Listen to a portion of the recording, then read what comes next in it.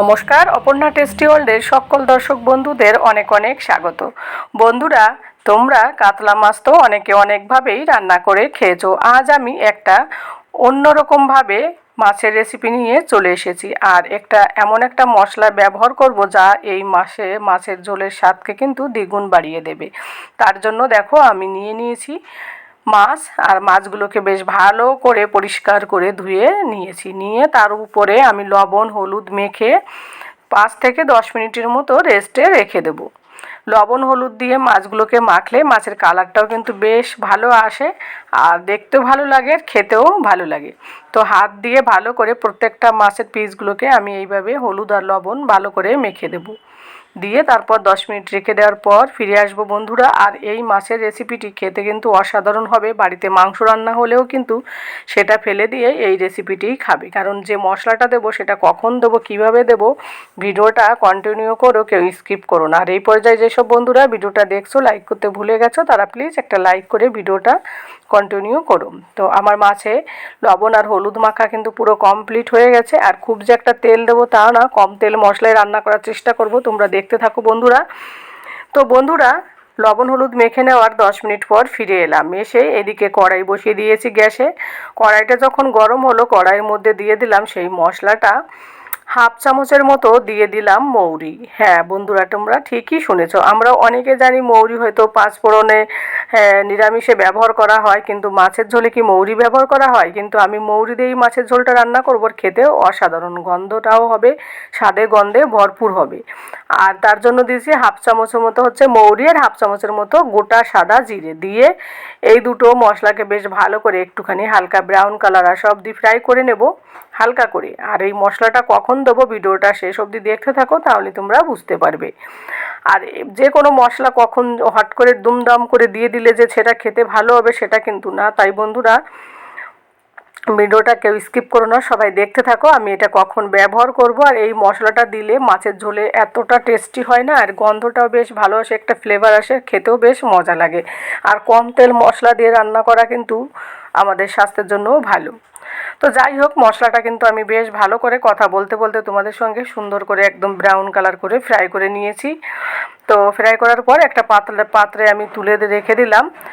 মশলাটা যতক্ষণে ঠান্ডা হবে ততক্ষণে আমি তারপর মশলাটাকে পাউডার করব। তবে পাউডার করব না, একটুখানি হালকা দারদারাসা রাখবো, কারণ এই মশলাটা একটু হালকা একটু থাকলে সেটা কিন্তু খেতে বেশি ভালো লাগবে। তাই সম্পূর্ণ আমি পাউডার করব না। তাই তোমরা অবশ্যই মিক্সিতে দিলে একবারের বেশি দুইবার মিক্সিটা ঘোরাবে না, তাহলে কিন্তু পাউডারটা বেশি মিহিদানা হয়ে যাবে। তো যাই হোক, তারপর কড়াইতে আমি দিয়ে দিলাম সর্ষের তেল। আর এই রান্নাটা করব আমি সম্পূর্ণ সর্ষের তেলে। সর্ষের তেল দেওয়ার পর দিয়ে দিলাম সামান্য পরিমাণ লবণ। লবণ দিলে কি হবে, মাছগুলো লেগে যাবে না, সেই কারণে একটু লবণটা দিলাম। লবণ দেওয়ার পর একটু হলুদ দিয়ে ভালো করে তেলটা চারিদিকে আমি ছড়িয়ে দেবো। আমি প্রথমে একটু কম তেল দিয়ে মাছটা দেবো, কারণ বেশি তেল দিয়ে মাছ দেবো, মাছটা দেওয়ার সঙ্গে সঙ্গে তেলটা ছিটে বেরিয়ে যায়, সেই কারণে একটু তেলটা প্রথমে কমই দিয়েছি, পরে একটু আস্তে আস্তে করে তেলটা আমি দিয়ে দেবো। তো একে একে করে সব মাছগুলো দিয়ে বেশ ভালো করে এপিট উপিট লাল লাল করে আমি ফ্রাই করে ফিরে আসছি, কারণ আমরা সবাই কম বেশি মাছ ফ্রাই করতে জানি। সেই জন্য মাছ ফ্রাই করাটা সম্পূর্ণ তোমাদের দেখালাম না। আমি বেশ ভালোভাবে মাছটাকে একটু লাল লাল করে ফ্রাই করে নিয়ে আসবো, তাহলে মাছের ঝোলটা খেতে বেশ সুন্দর হবে। তো তোমাদের সঙ্গে এদিকে কথা বলতে বলতে আমি কিন্তু মাছগুলো অফ ক্যামেরায় সম্পূর্ণ মাছগুলো সুন্দর করে ফ্রাই করে নিয়েছি বন্ধুরা। একটা মাছও ভিতরে কাঁচা নেই, একদম এমনভাবে ফ্রাই করেছি। তারপরে একটু কড়াইতে একটু তেল দিলাম, দিয়ে হাফ চামচের গোটা জিরে আর একটা কাঁচা লঙ্কা ফোড়নে দিলাম, যাতে বেশ সুন্দর একটা স্মেল আসে।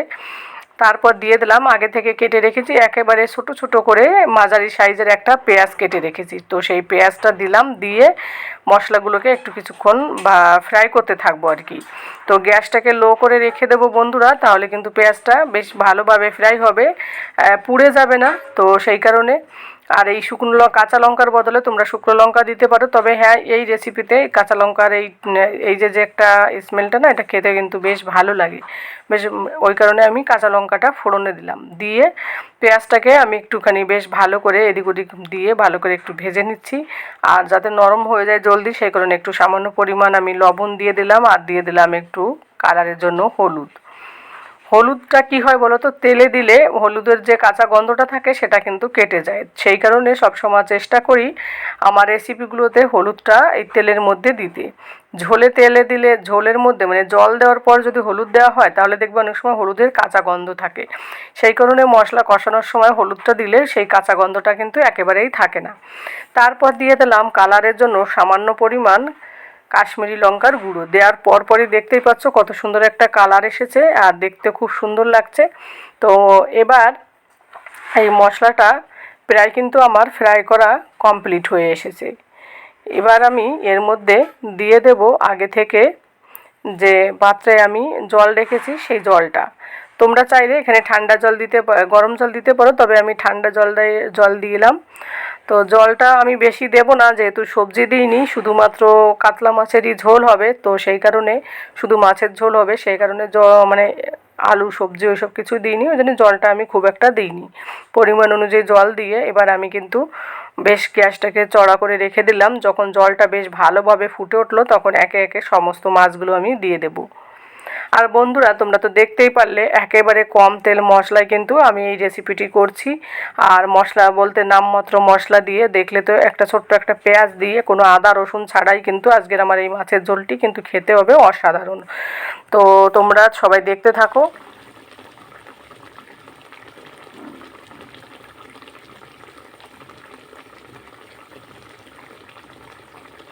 আর এইদিকে দেখো মাছের ঝোলের যে জলটা সেটা কিন্তু অনেকটা শুকিয়ে এসেছে, গ্রেভিটা একটুখানি গাঢ় টাইপের হয়ে এসছে।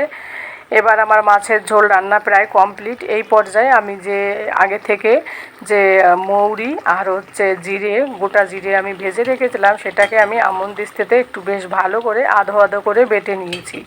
তোমরা চাইলে শিলনোড়াতে করতে পারো, তবে এইভাবে আধো আধো করে রেখে দেবে, তাহলে কিন্তু খেতে বেশ ভালো লাগবে। আর এই রেসিপিতে এইভাবেই মশলাটা অবশ্যই তোমরা তৈরি করবে, সম্পূর্ণ পাউডার করবে না, তাহলে কিন্তু খেতে অতটা মজা লাগবে না। তো সেই কারণে আমি একটু আধো আধো করে রেখে দিয়েছি, দিয়ে তারপর মশলাটা সম্পূর্ণ আমি কিন্তু এখন যেহেতু রান্নাটা আমার কমপ্লিট, সেই কারণে আমি এখন মশলাটা দিয়ে দিলাম। দেওয়ার পরে এত সুন্দর একটা ফ্লেভার বেরিয়েছে বন্ধুরা, কী আর বলবো তোমাদের। এই মশলাটা যদি তোমরা শুরুতে দিতে তাহলে কিন্তু এই ফ্লেভারটা পেতে না, তাই অবশ্যই এই মশলাটা একদম শেষে দেবে। দিয়ে আমি গ্যাসটা অফ করে দিয়ে সার্ভ করে রেখেছি একটা বাটিতে, তোমাদের সেটাই দেখাচ্ছি। দেখো কত সুন্দর এসেছে, কালারটাও কত না সুন্দর। তারপর একেবারে কম মশলা দিয়ে রান্না এতটা দুর্দান্ত হয়েছিল যে তোমরা না দেখলে বুঝতে পারবে না, না রান্না করে খেলে।